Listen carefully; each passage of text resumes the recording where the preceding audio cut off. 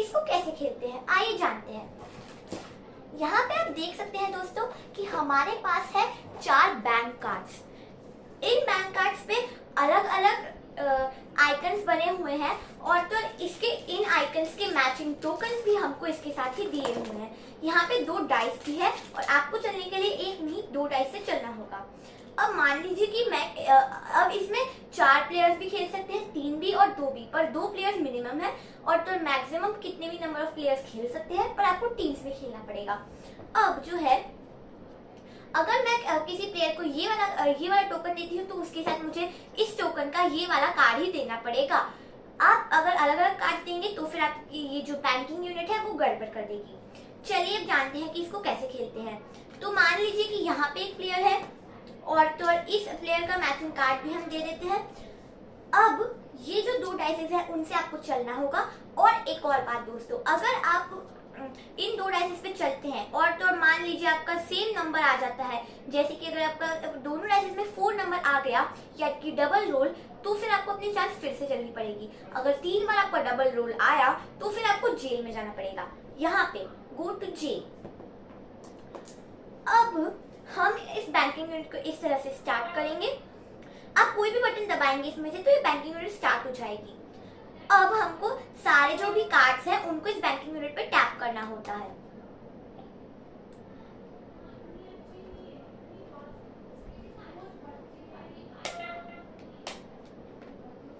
हमने इसको टैप किया और तो अब यहाँ पे ये जो है वो रजिस्टर हो जाएगा। यानी कि और तो टैप करते वक्त आपको ये ध्यान रखना होता है कि ये जो एरो है वो ऊपर की तरफ रहेगा और तो प्लीज अपने कार्ड को जेंटली टैप कीजिए, वरना ये बैंकिंग यूनिट या फिर टाइटल डीड कार्ड्स खराब हो सकते हैं। अब ये है बैंक कार्ड्स और ये है टाइटल डीड कार्ड्स। अपने टाइटल डीड कार्ड्स को सही तरह से ऐसे कलर सेट्स के पाइल्स में जमा के रखिए, यानी कि pink colour set, blue colour set और ऐसे ही। अब जब हम ऐसा कर चुके हैं तो जो भी एक्स्ट्रा टोकन या टाइटल डीड कार्ड्स या बैंकिंग कार्ड्स हैं उनको हम यहाँ पे फिर से इसके अंदर रख देते हैं। दोस्तों ये है इसकी गाइड।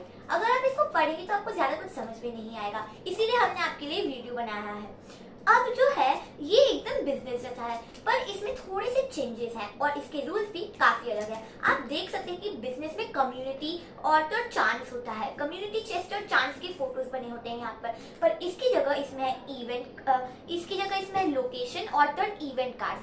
अब अगर अब आप तो जानते हैं कि इसमें भी आपको प्रॉपर्टीज ही खरीदनी होंगी, लेकिन कैसे?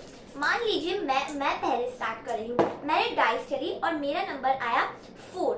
अब जो है अपने टोकन्स को यहाँ पे रख दीजिए और तो और मेरा एरोप्लेन वाला टोकन है तो फिर मैं 4 नंबर चलूंगी। तो ये इवेंट कार्ड पर आया। तो अब जो है इवेंट कार्ड पर अगर कुछ आता है तो फिर आपको यहाँ से एक कार्ड उठाना होता है और तो ये कार्ड आपको बताता है कि आपकी लक में क्या है। यानी कि यहाँ पे बहुत सारे ऐसे कार्ड्स हैं जिसमें अलग अलग इवेंट्स हैं। हाँ दोस्तों, दो इवेंट्स के 2 कार्ड्स हो सकते हैं। यानी कि मान लीजिए कि मुझे ये कार्ड मिला तो इसका ऐसा एक और कार्ड हो सकता है। अभी इस कार्ड में क्या है ये हम पढ़ते हैं। You have caught that nasty cuff going around. Tap this card in one of your property cards. Color set rent level drops -1.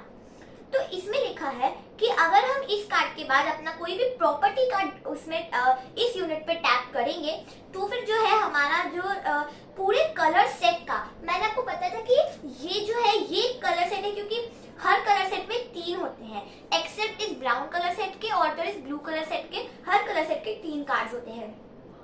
तो ये पूरा कलर सेट है। अगर आपके पास ये पूरा कलर सेट है तो फिर ये कार्ड आपके लिए काम करेगा, अगर आपके पास नहीं है तो फिर ये कार्ड आपके लिए काम नहीं करेगा। Colour set rent level drops -1। मान लीजिए अगर आपके पास ये पूरा कलर सेट है और तो इन तीनों के जो लेवल्स है वो 2-2 है तो फिर इनके सारे लेवल्स 1 पर हो जाएंगे। अगर इनका लेवल ऑलरेडी 1 पे है तो ये 1 ही रहेगा। और अगर आपके पास कोई अभी तक प्रॉपर्टी ही नहीं है, जैसे मेरे पास अभी तक कोई प्रॉपर्टी ही नहीं है, तो फिर ये कार्ड आपके कोई काम का नहीं है। इसीलिए आप रख सकते हैं इसको यहाँ पे पाइल के नीचे, ताकि कोई और इसी कार्ड को ना उठा पाए। अब दूसरी चीज दोस्तों, रेंट लेवल क्या होता है। आप देख ही सकते हैं कि यहाँ पे आपको दिख रहा है कि 1 2 3 4 5 तक नंबर्स बने हुए हैं हर स्पेस पे, हर प्रॉपर्टी की पिक्चर पे यहाँ पे 5 तक नंबर्स बने हुए हैं। क्यों? अब यहाँ पे हमारे पास एक ऐसा घरों का ऐसा पाउच है जिसमें हमारे पास बहुत सारे घर हैं। अब अगर आप कोई भी प्रॉपर्टी ओन करते हैं, जैसे कि मान लीजिए 5 2 3 4 5, अभी मैं जेल में हूँ। अभी ये जस्ट विजिटिंग सेक्शन है जेल का, यानी कि मैं अभी इसमें अभी मैं सच के जेल में नहीं हूँ। यहाँ पे लिखा है जस्ट विजिटिंग, तो इसमें मुझे कुछ भी नहीं करना होगा। लेकिन अगर आप यहाँ पे आते हैं गो टू जेल में, तो फिर आपको आप अपनी चांस नहीं ले सकते, और तो आपको छूटने के लिए इसमें 100 रुपए देने होंगे। जब हम यहाँ पे पहुंचेंगे तब हम उसके बारे में बात करेंगे। अब मुझे कोई प्रॉपर्टी चाहिए।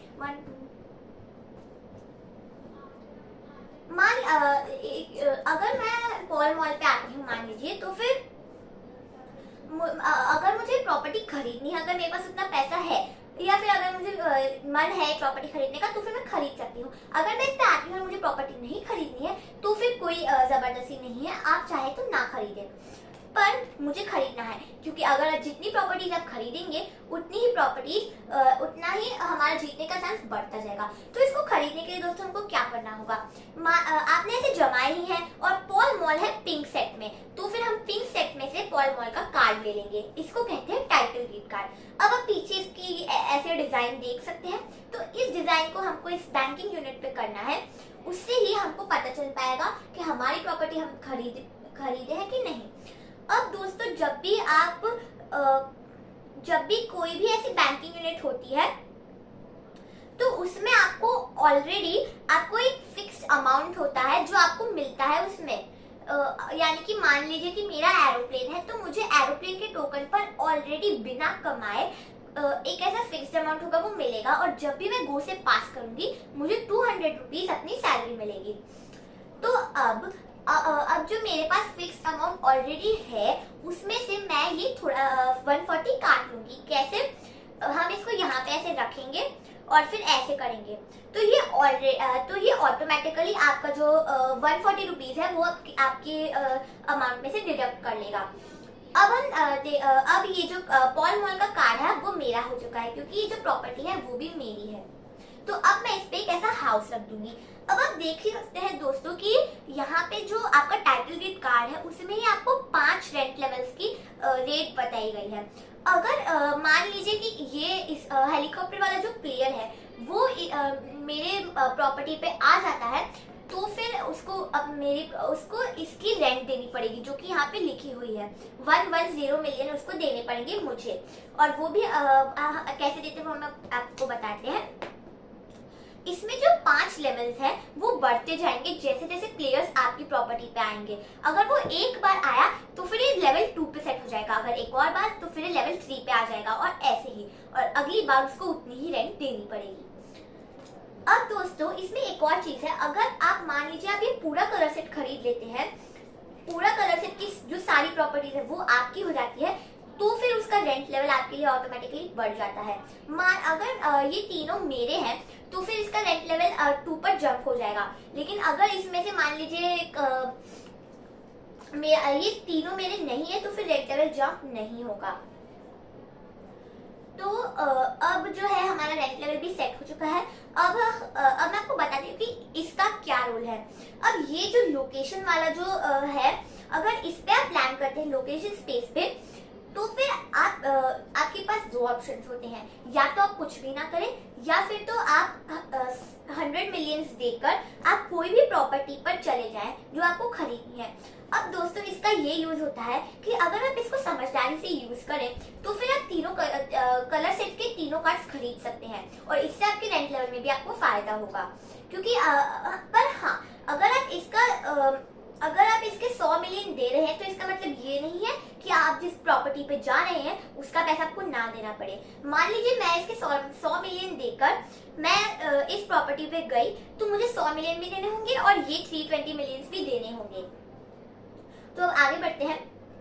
मान लीजिए अगर कोई प्लेयर मेरी प्रॉपर्टी पे लैंड करता है, मेरी प्रॉपर्टी स्पेस पे, तो फिर जो मेरी प्रॉपर्टी का टाइटल डीड कार्ड है, यानी कि ये कार्ड जिसके पीछे ऐसी डिजाइन होती है, हम उसको यहाँ पे रखेंगे।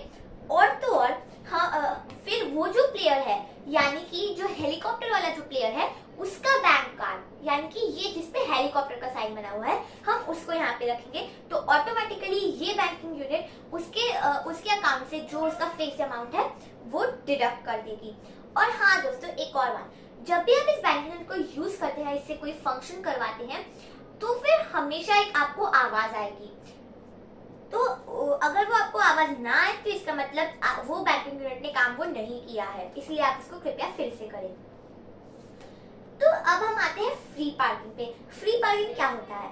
फ्री पार्किंग में आपको कुछ भी नहीं करना होता, बस आपको यहाँ पे रहना होता है और अपनी अगली चांस का वेट करना होता है। अब जो है दोस्तों, यहाँ पे हम गो टू जेल की बात पहले से कर चुके हैं। अगर आप यहाँ पे आते हैं तो फिर आपको जेल में जाना पड़ता है, और जेल से छुट्टी के लिए आपको क्या करना होता है? उसके लिए आपको यहाँ पे जो आपको दिख रहा है, ये जो फंक्शंस वाला बटन है, उसको आप दबाते हैं तो उसमें बहुत सारे आपको ऑप्शंस आते हैं। तो उसमें आपको ऐसा एक, यानी कि जेल जैसा कुछ ऐसा दिखेगा, जिसमें अगर आप अपना जो बैंक कार्ड है वो ऐसे टैप कर देंगे तो फिर आपका जो जेल के दरवाजे खुलने की आपको आवाज आएगी, और तो आप जेल से छूट जाएंगे। पर हाँ, इस प्रोसेस में आप